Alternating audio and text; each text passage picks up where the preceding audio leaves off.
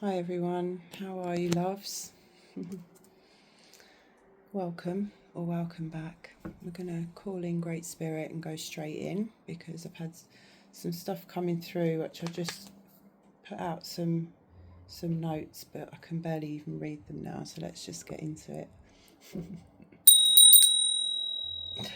Great Spirit, Supreme Goodness, our whole, connecting to the divine Christ Sophia consciousness, the consciousness of Mama, Sacred Earth, Pachamama, Mama Gaia Sophia, Higher Self Collective, we call you in, benevolent guides and ancestors who love us unconditionally, nature spirits, sacred directions, hold and grid this field entirely, Shatukatiana, any energies less than divine, you are not welcome here, beloveds, cleansing this space, and setting the intention to surrender to sacred space, and so it is. There is an invitation from Spirit to acknowledge what is innately magical about you. These are the things that we've always taken for granted, the things that we do know about ourselves, but we just pass it over because they're also the parts that have always been gaslit. They represent the thread of and the energy, the qualities of our soul magic, our real divine qualities that wish to uniquely express through us. And our innate nature is, it's almost that ideal, the idealist. That didn't want to come through then. It's the energy of idealism. Like a lot of us, especially if we think back to childhood and the innocence within us, we're very idealistic people. We've always had a sense of what is true and right. Like idealism is anchored in a really high sense of what is true and right and how we wish to experience life, and that pans way beyond us. When we're very idealistic, it's about how we wish to see the world, right? So within us, we come in with this sense of an internal world or reality that's anchored in what is right and true and fair. It's like our God vision, isn't it, really? That's innately there, which kind of shows us how the world should be. And that's what I would term the kind of Gaia codes, the original organic sense or template of how life can flourish on this earth, and how love and community and harmony and respect can flourish in its original way as God would have it be. So this is kind of attached to this idealistic energy that many of us can identify with.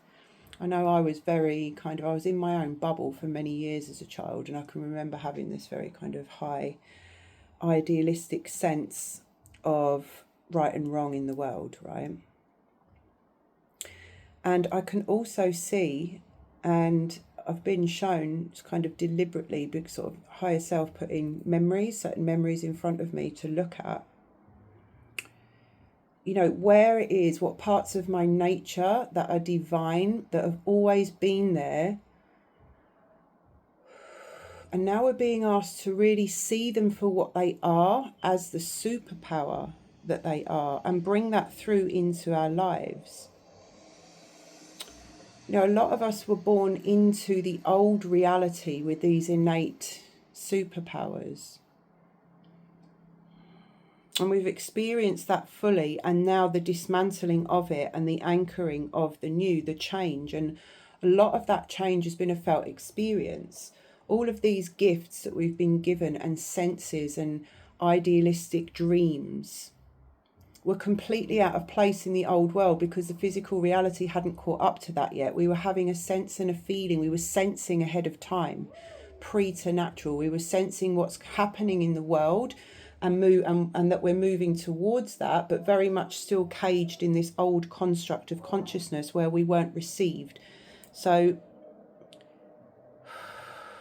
our gifts are out of place. The world's catching up, 444. The gifts are no longer out of place, but to really expand them in this world and let them do what they came here to do, we have to see them for what they are. And really own that, appreciate that. And that's what this is about. This is like a real push to focus on and just really acknowledge and appreciate, respect those parts of yourself and the energy of it and what that has to offer. A lot of us think about and feel into our purpose, and it can feel like something beyond us or outside of us, or something that we're reaching for. And while oftentimes it's not quite here or quite fully embodied yet, the energy of it, the essence, is who we are. It's how we're made up. It was always there. It's always been there. So this is about expanding our consciousness to receive those parts of ourselves truly in appreciation and for what they truly are. So I'm going to give you a few examples to kind of bring this in, because I've been reflecting this in my own life. So I've always seen things that other people don't see. Like all my life, I thought it was normal to see everything in this way. And a lot of my life, even into adulthood, and not that long ago really, like I noticed it really clearly when I got conscious, fully conscious, well, as conscious as I can be. Like the last 5 years, it's very much about awakening and opening consciousness rather than healing. So you start to see things in a different way. And I realised that what was happening is, because I was assuming that everyone else had the gift, I used to bring it up in conversation, point out things that I could see, point out things that I could see in other people's field or about them. And because they couldn't see it, their consciousness, they were unconscious of it themselves, they used to project it back at me. So basically that gift, because it was almost in isolation in a lot of our families and where we've grown up, we are the black sheep, we are the difficult one, the different one, the weird one, the sensitive one, all this stuff. So I would get gaslit, or it would get flipped around on me in some way or the other. And it took me most of my life to realise what was happening, is that was an advanced, I was seeing something that other people couldn't see, and then trying to communicate with them when they weren't in a bandwidth of consciousness to receive it because they couldn't see it. And for a long time, it feels like, well, what the hell is the point in having this? Just get this. Hello. What is the point in having this gift if like where is the use in it here? What's the point? You know? In the old energy. So in the old world, that is something that was gaslit and undermined and ignored and not received. In the new world, you're a seer, you're a prophet. Like it's quite a different change, right? I've always had the ability to cut through to the truth of an issue, to see something for what it is. So in my studies, I can read really dense academic stuff, and I can pull out the core understanding.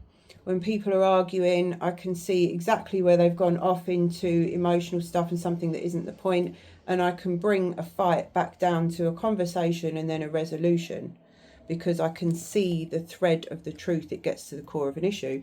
In energetic field work, I can see where something's anchored in at source and just go there and work there straight away.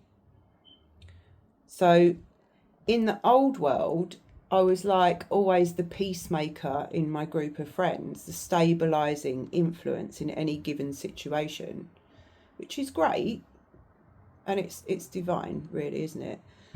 But in the new world, think of the implications of really holding and embodying the qualities which it basically represents, which of justice, fairness and truth. Like this is so beyond diffusing other people's arguments. This is the ability to see truth through everything, to cut through and to have a really fine sense of what is fair and just. That's leadership qualities, right?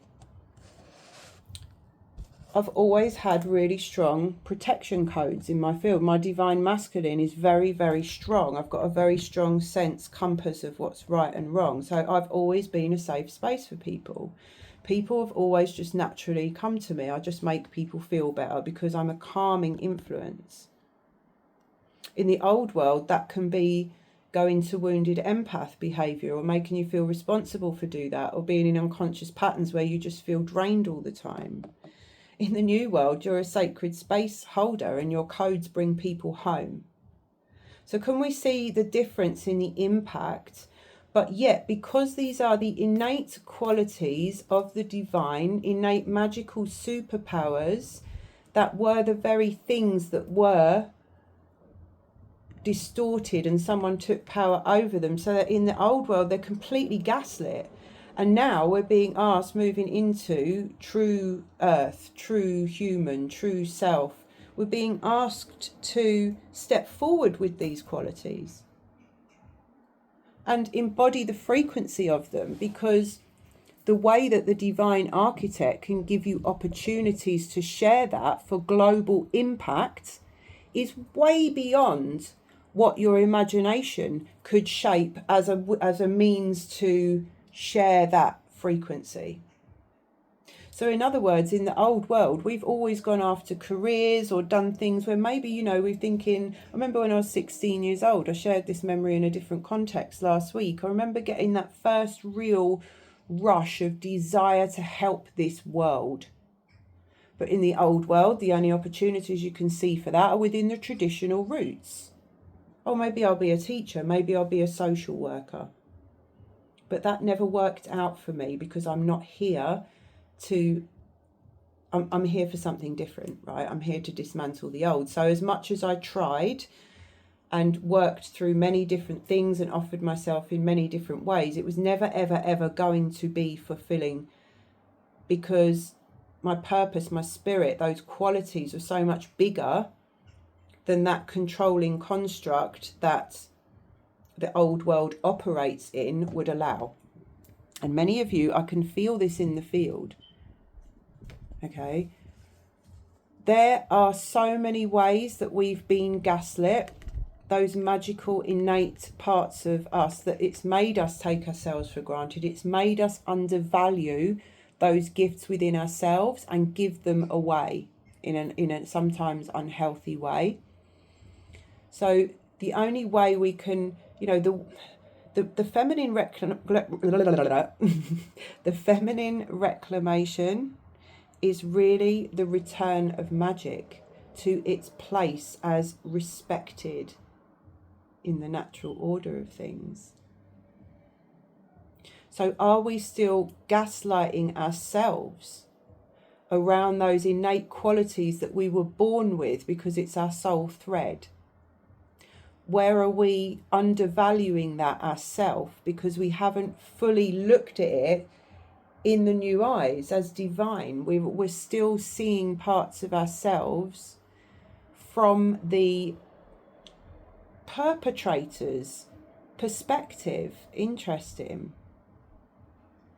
If we're looking at ourselves with a lack of value, undervaluing, taking for granted, then we have adopted the filter through which the old world views magic.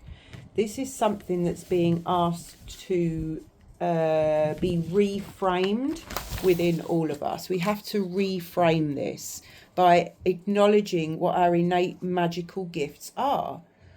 What have you always been really good at? People just either have always said it, or you've always noticed something about yourself and it felt really mundane and not of very much consequence. And it certainly wasn't. It might have been appreciated on small, you know, by individuals, but it hasn't been appreciated generally. It's always been sidelined or run over or pushed down.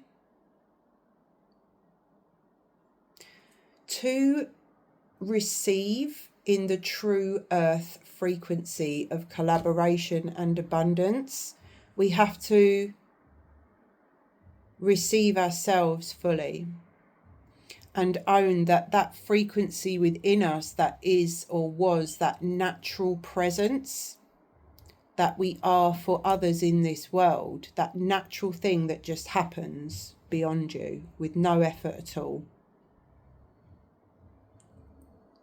Once that's fully seen in the beauty and magic that it is, and we can look at it with a new sense of wonder and appreciation, then the frequency opens within us.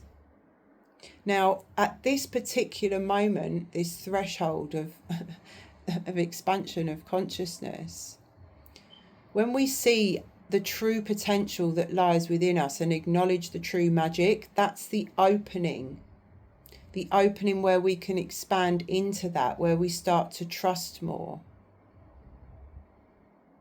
And then the universe will start to deliver more of that. And purpose comes from embodying the frequency of your innate qualities, acknowledging them, recognizing them, allowing that to flow through as your true identity. Because if you don't acknowledge and really respect what the energy represents, you know, what does true earth mean to you? What does an ideal world look like? Because it's based on, its foundation is very different. Its foundation is respect, true divine justice, fairness, equality.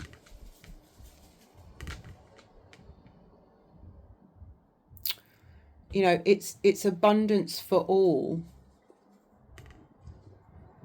And those urges, we can call them dreams, sensations, urges, knowing, the knowing that doesn't need permission. It's always been within us. And that's what's coming to life now. That's what's available. All of our lives, we have felt this coming. We've sensed it. We've known somewhere that it's possible. Otherwise, we wouldn't feel or notice any different to what we had.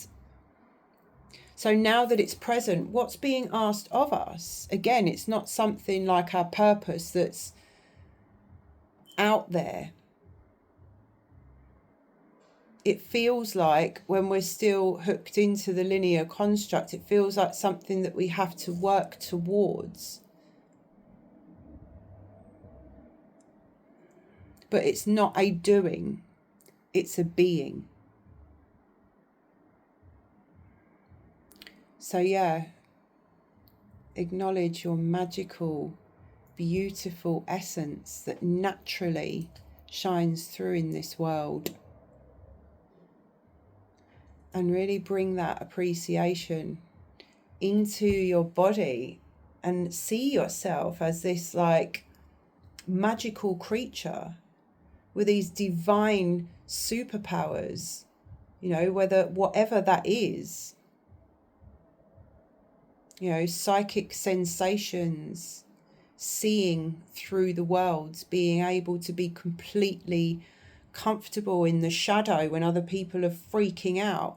You stay calm in emergencies. You don't think twice before defending what is right or speaking up when everyone else is like cowering.